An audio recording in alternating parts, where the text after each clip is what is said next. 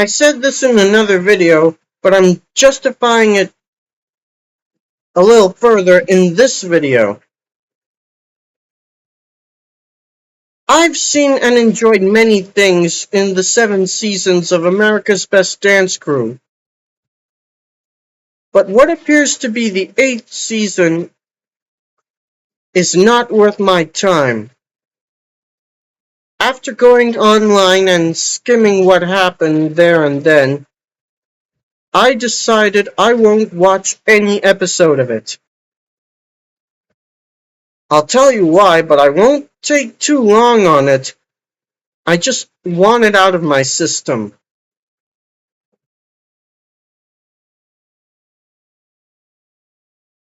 As someone used to the show, I expect that the show picks up from where it left off in the previous season and do the most basic stuff done in the other seasons. And I see very little of that here. In that said season, there were only 6 groups brought in, and only one is new. The others are those who already won a tournament. Was this season originally meant to have all the dance crews who won a season? Jabberwockies wasn't there, but it was said that some of the members are in the new group. I missed it the first time, but Poriotics wasn't there either. Were those groups too busy, or did they decline for some other reason? Or maybe the producers thought they were too good to be brought back.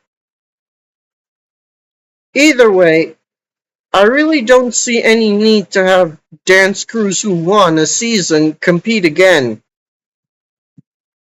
And I don't want to have to watch any of those groups lose, let alone on this show. Even the new group.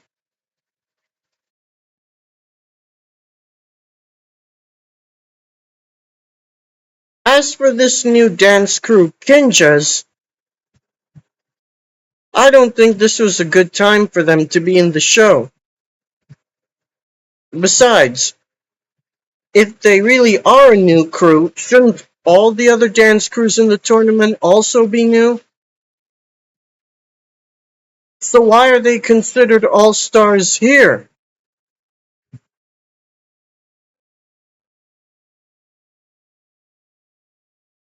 The title of the show in this season has me scratching my head. The shade of gold on the logo looks good, but only on its own. It's the inclusion of All-Stars and Road to the VMAs that I'm not certain enough of. It sounds like 2 subtitles that makes the show's name longer than it has to be.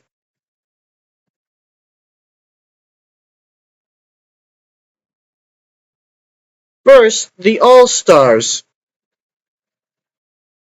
Did the people involved in the show's making originally intended to be called Season of the Champions, but then they had to change it because they couldn't bring back Jabberwockies and Poriotics?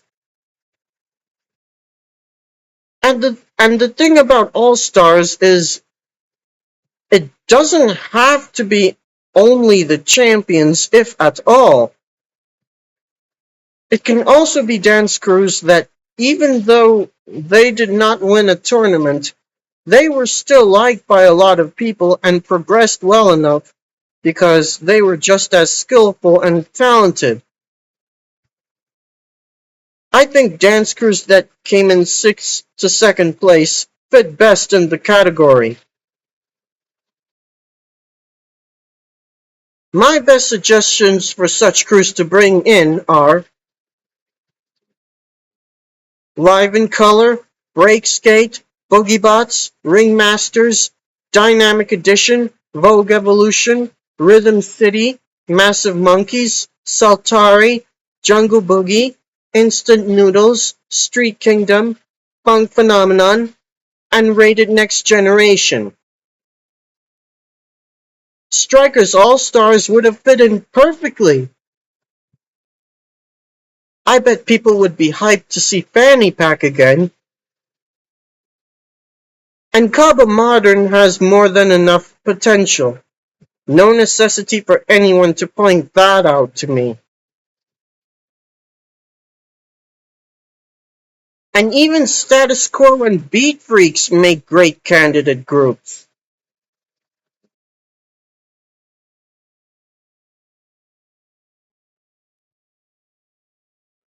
I'm aware I made a video saying that dance crews who made it through the second half of a season were not needed to recompete again, especially for their impact in the show. But I feel like a season like this could actually be the right time for them.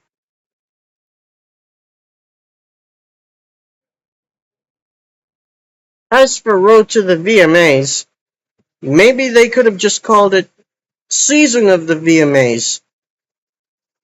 Because the Road to the VMAs implied to me that whoever wins that tournament is obliged to perform at the next MTV Video Music Awards ceremony. And did whoever won really do that?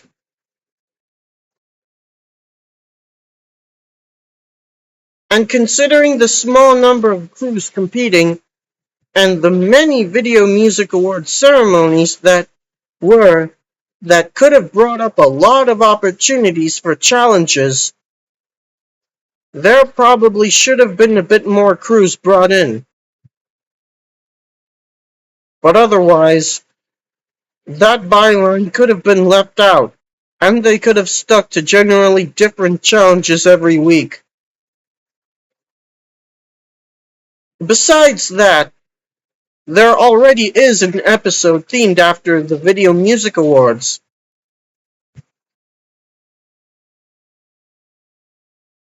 A new host isn't big enough to consider an issue, although I wouldn't consider it as their only option either. If Mario Lopez wasn't occupied enough at the time to not get back to his hosting groove, what about him? As for the new host, Jason Dundas, it takes time to warm up to him. That's all I will say. The panel of judges, on the other hand, has me feeling less certain. They're all basically singers, right?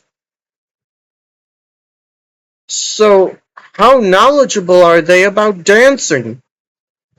Do they sound as such? And then there's no sign of Randy Jackson either. His name isn't even on top of the logo where I'm used to seeing it. Is there a reason he wasn't there, albeit long enough to do what he usually did in the other seasons? If not that he was as busy or were not consulted, like Mario Lopez? But even if that isn't a problem,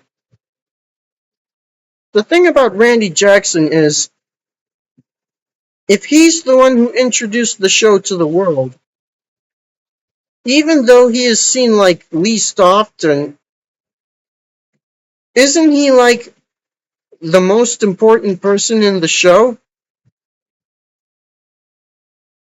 So why not there be an appearance of him in that season?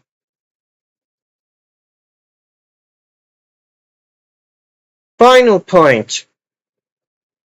As I said in the other video, I feel mixed about the stage.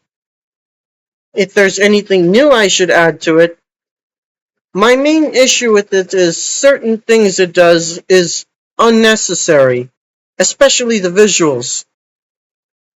It should be as spacious for an entire crew to dance on, but it should not distract the viewers from watching the routines.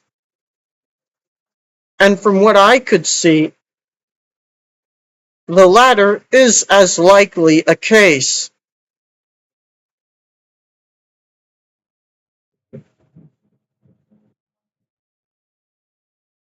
Whoever got the idea to put the show back on television, I really think they should have considered looking at the other seasons and applied the most traditional stuff that was done from them, which worked for the show. It's not out of the comfort zone, but it's not humdrum either. Otherwise, the show should have been left alone.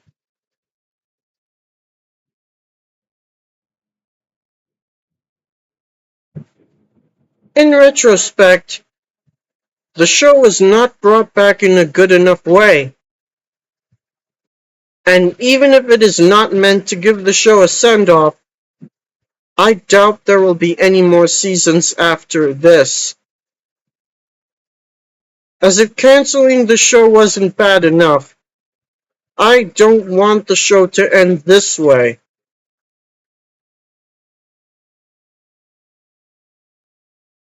I'm sticking to the 7 seasons.